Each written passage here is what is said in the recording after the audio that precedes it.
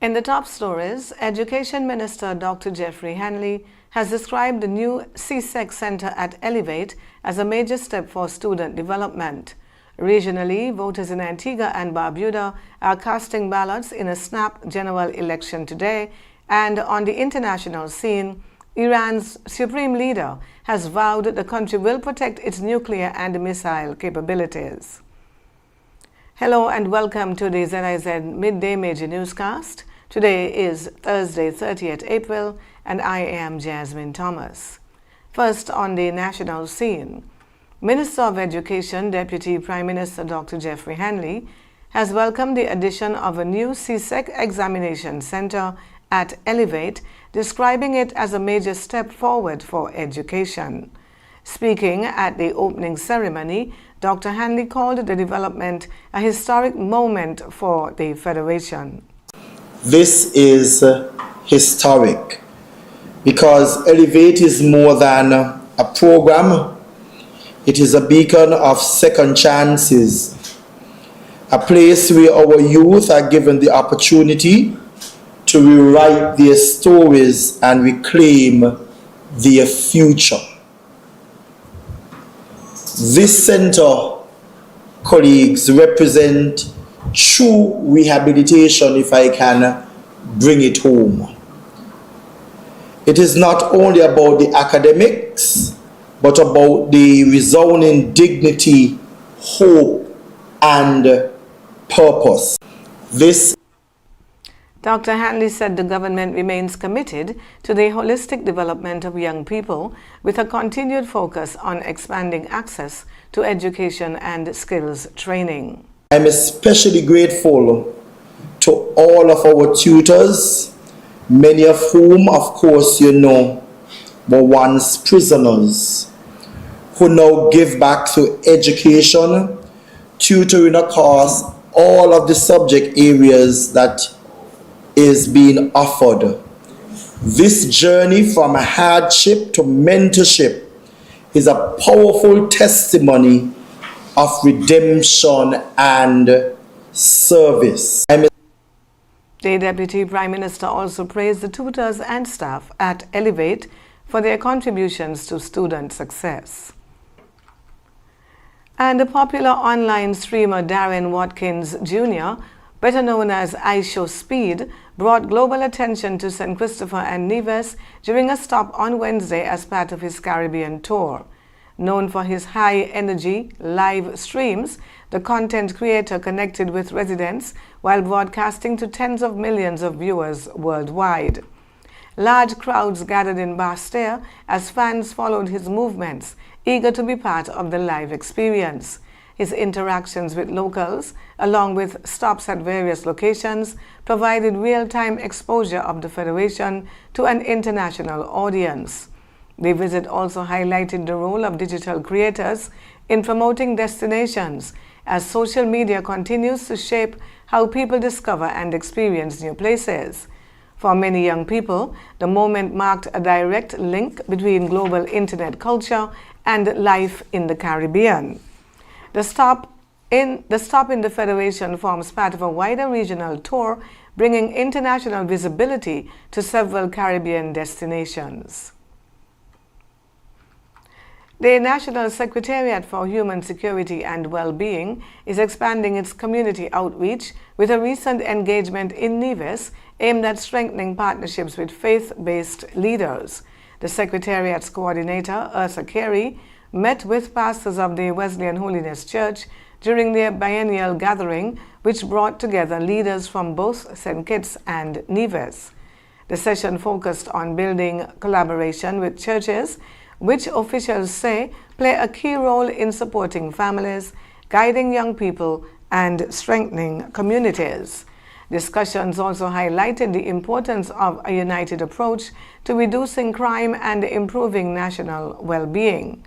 Following the meeting, the Secretariat received invitations to engage further with community groups and students in Nevis, signaling growing interests in its work. Officials say the initiative remains national in scope, with Nevis continuing to play a key role in program delivery. Public engagements will continue on St. Kitts, with public sessions scheduled at the National Solid Waste Management Authority on Wednesday, 6th May. Voters in Antigua and Barbuda are going to the polls today in a snap general election that will decide the country's political direction. The ruling Antigua and Barbuda Labour Party, led by Prime Minister Gaston Brown, is seeking a fourth consecutive term in office. The main challenge comes from the United Progressive Party, led by Jamal Pringle, as voters choose all 17 members of the House of Representatives.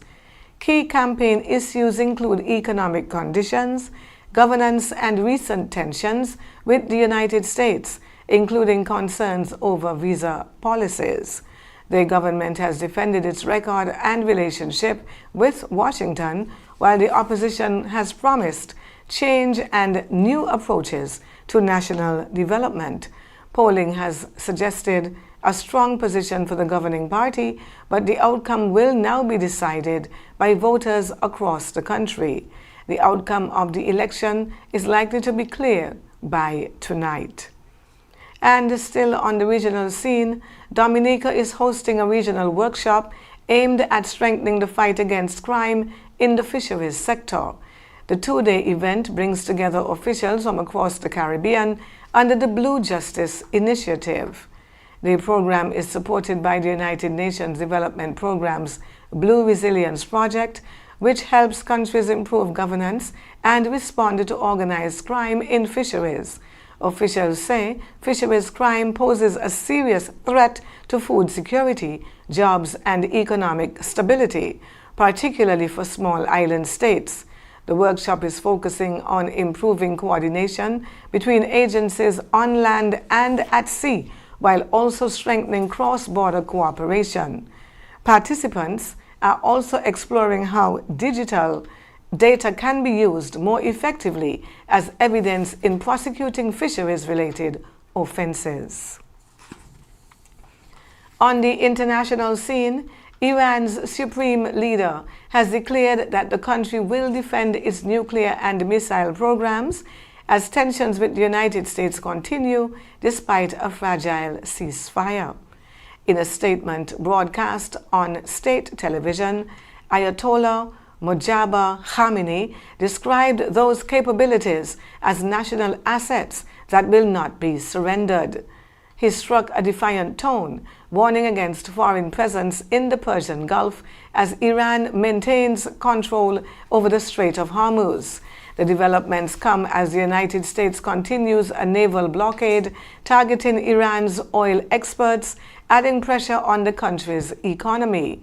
Global oil prices have surged in response, with markets reaching two disruptions in one of the world's most critical energy routes. The standoff complicates efforts to reach a broader agreement, with Washington seeking limits on Iran's nuclear program. Iran, however, insists its program is peaceful and signals it is not prepared to make concessions on key defense capabilities. And Beijing is introducing a new ban on drones within city limits as authorities move to tighten security controls. The measures, which take effect from May 1st, prohibit both the sale and use of drones in the Chinese capital. Online retailers have already stopped shipping drones to Beijing addresses, while some stores have been instructed to clear existing stocks. Officials say exceptions will be granted for research, educational, and public safety purposes, but only with police approval. Violators could face fines and have their devices confiscated. Drone users in China are already required to register with authorities before operating their equipment. The new rules come as Beijing continues to enforce stricter security measures than other parts of the country. We now take a look at the weather. Generally settled conditions are expected across St. Kitts and Nevis over the next 24 hours, with mostly dry weather expected. Temperatures will reach a high of 31 degrees Celsius or 80 degrees Fahrenheit with an overnight low of 20 degrees Celsius or 68 degrees Fahrenheit. Today will be partly sunny with just a slight chance of a brief shower. Tonight, expect partly cloudy skies with a similar low chance of showers. Winds will come from the east-southeast at 9 to 28 kilometers per hour or 6 to 17 miles per hour, becoming light or calm at times. Seas will range between 1 and 1.8 meters or 3 to 6 feet. Sunset this evening is at about 6:30, with sunset tomorrow at 5:45. And that brings us to the end of the ZIZ Midday Major Newscast. Join us this evening for these stories and more. Thank you for tuning in. I am Jasmine Thomas. God bless you.